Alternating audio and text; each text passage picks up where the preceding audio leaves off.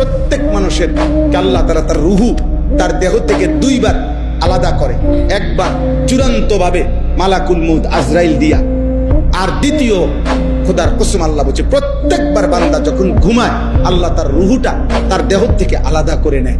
আল্লাহ নিজে বলছেন আমি চাইলেই আবার ফেরত দেই, আমি না চাইলে ফেরত দেই। আল্লাহু ইয়াতাওয়াফাল আনফুসা হিনা মাউতিহা ওয়াল্লাতী লাম তামুত ফী মানামিহা ফায়ুমসিকুল্লাতী কাদা আলাইহাল মাউত ওয়া ইউরসিলুল উখরা ইলা আজালিন মুসাম্মা।